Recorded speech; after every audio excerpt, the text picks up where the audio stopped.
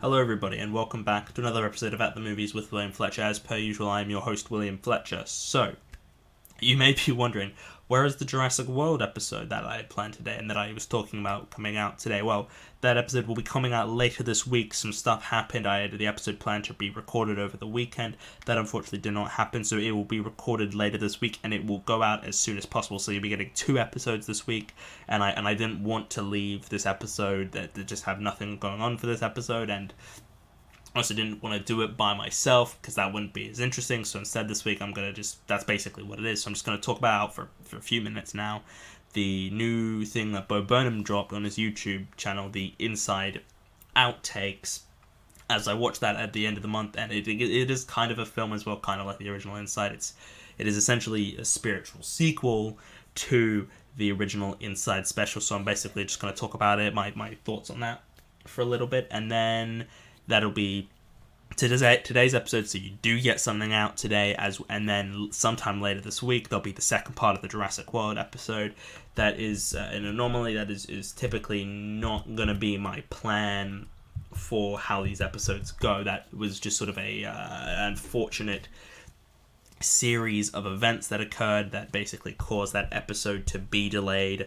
But hopefully nothing like that should happen in the future, and I should be able to get episodes out every Monday to you guys if I can. I'm not. I remember I've talked about in the past before about not sticking to a strict schedule for releases, but Mondays are the ideal release date for me. So my plan is to release an episode on a Monday if possible, and if not, just get it to you guys as soon as I can. Afterwards, I really want to get these episodes out on Monday, but that unfortunately isn't always the case. That's not always feasible. I was away over the weekend, but I did get back. I was away only on Saturday. Really, I did get back yesterday, but things happened.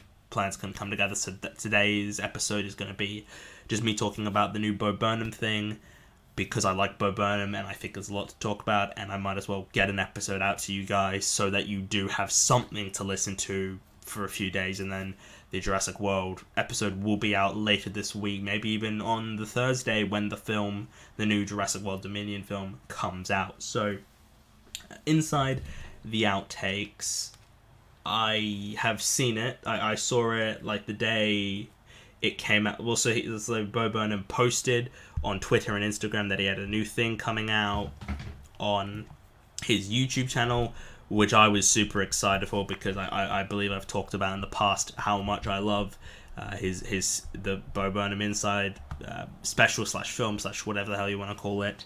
I mean, it is technically a special, but I would also argue it is a film because it is telling a story. It is feature length. All this. So I do think it is sort of along those lines, and it was one of my favorite films of last year. If you listen to my review of the year episode, I discussed it a bit in that, and I also discussed it in the what films I watched this month. And yeah, I've caught up on most of Burnham's other prior work. I caught up on his other two of his other previous specials, Make Happy and What, which I stand by as being.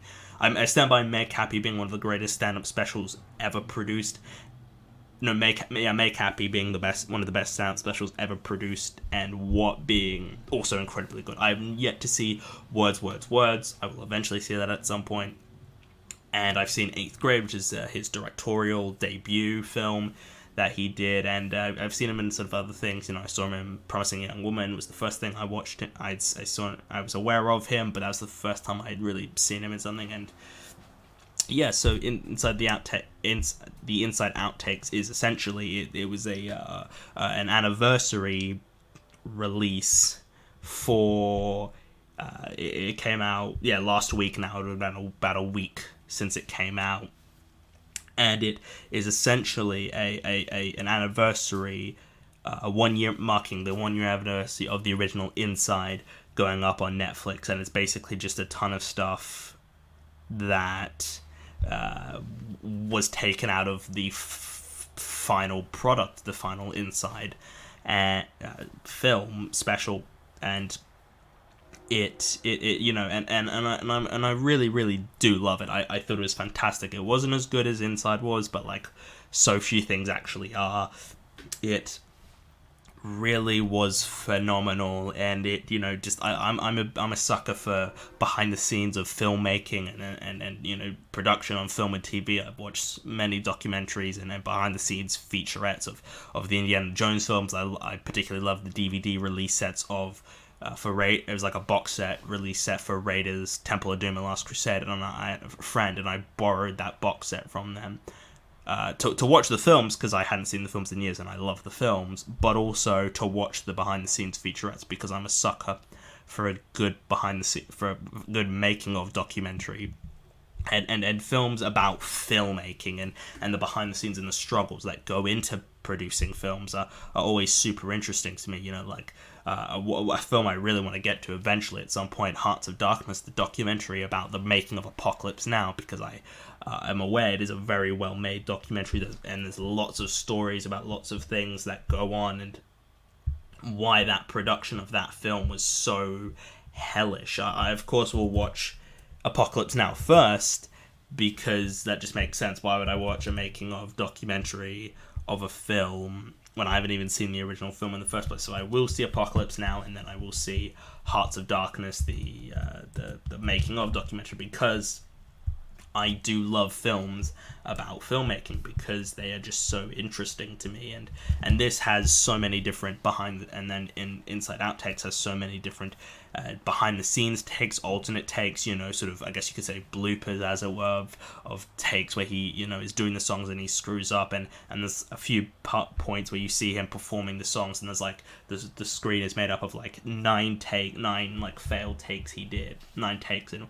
one of them is like the final take he used in the finished product, and then there's the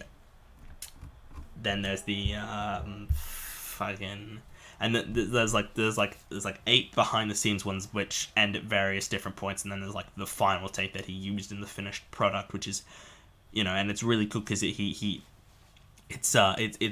incredibly interesting to watch that sort of thing, because it's really great that this has various alternate versions of All Eyes on Me, a duet version, which I would argue is possibly better than the original All Eyes on Me. It really, like, it's I would argue All Eyes on Me is possibly maybe the most existential song in Inside, and probably maybe one of the most existential songs he's ever done. Like, I don't know, like, Can't Handle This, brackets Kanye Rant, possibly is more existential. That is my favorite Bo Burnham song. But the duet, because it's split between the 2 different versions of Bo Burnham. So there's one, and then it sort of gets to the ends, and they're overlapping each other, but you can hear them clearly. And there's a part where they are sort of in sync and singing the same bit, and then they sort of split off into their own different versions of their own different ways. And that's absolutely phenomenal. 5 Years is the best new song they added. It was phenomenal. I did love the Joe Biden song, but 5 Years was fantastic. It's just like sort of classic Bo Burnham feeling music, and it just has all the sort of the things his songs are sort of renowned for. They're catchy, and they're up, they're catchy, and they're sort of upbeat on like a surface level from like the tempo, but if you sort of look lyrically, it's not as happy as it seems, and it's great, and just the rhyming and the rhythm and all of that is phenomenal, and Bo Burnham is a phenomenal talent in regards to music production. He's absolutely phenomenal at it, and then this, and the fact that this outtakes thing is better than, like, these are the things he left out of Inside. Like, if you showed this to someone who hadn't seen Inside, they would probably be like, Jesus Christ, if this is like the stuff he left out, how great is the stuff that's in the final product, because it's so many great bits, and he does a lot of more comedy bits that are not, just songs. There's a great bit about a podcast, which I really appreciated. I really did like the whole thing of the podcast bit, because it really is a great satire of people, particularly comedians who run comedy podcasts, who talk about comedy and talk about the direction it's going in and how it's dying, or how you can't say things anymore, and it's a great sort of social commentary, because I think a lot of people who complain about comedy not going places, or is you can't say things anymore, are people who aren't skilled at live comedy, are people who think just saying something offensive and saying just kidding is a joke, and saying thing, and getting upset when people get quote unquote offended just because this person said an offensive thing. I think it's very well realized, and this film has this thing has a lot of really great moments of there's one which is basically just a satire on, we see those massive cast and crew interviews of the cast and crew on a Zoom meeting, and they're all talking, and they all are just,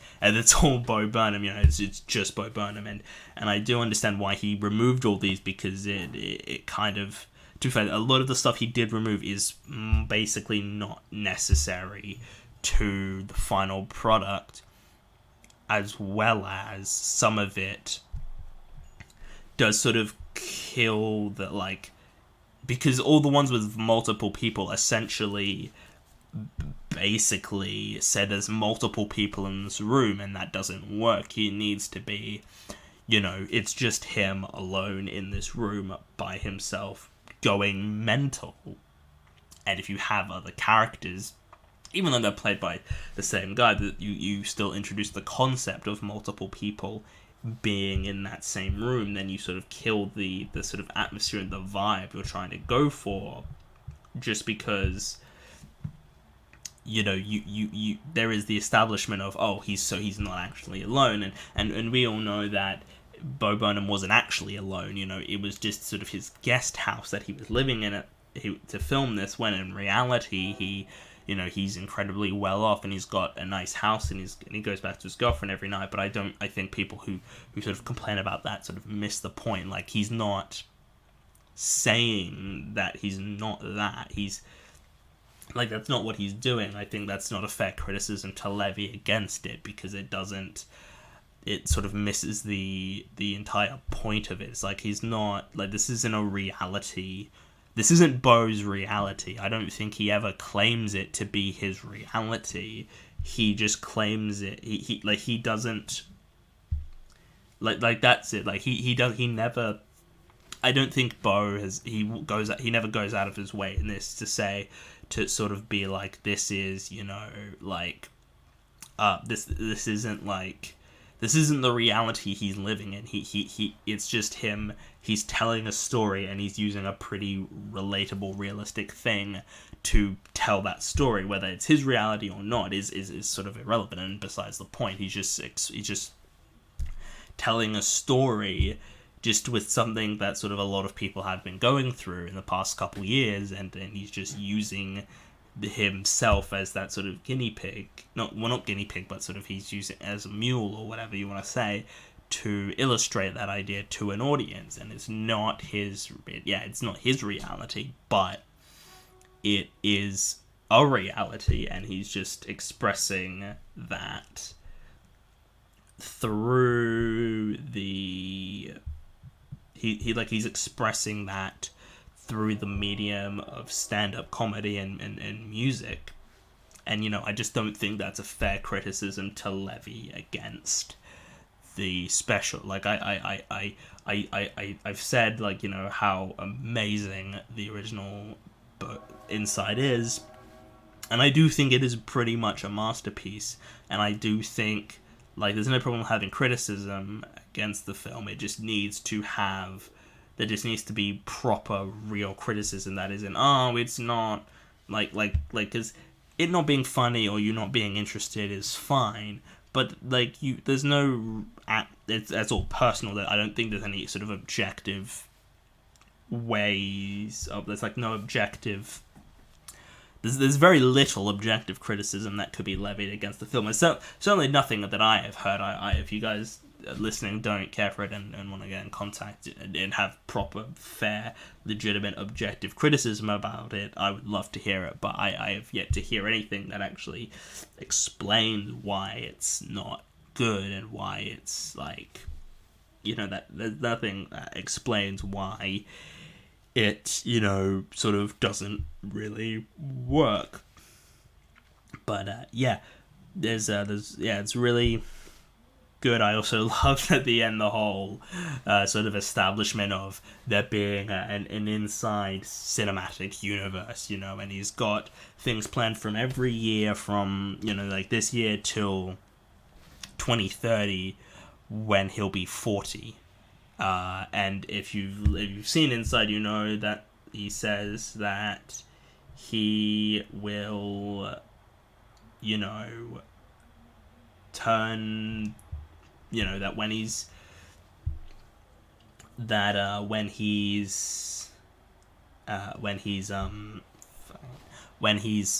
40, he'll kill himself then.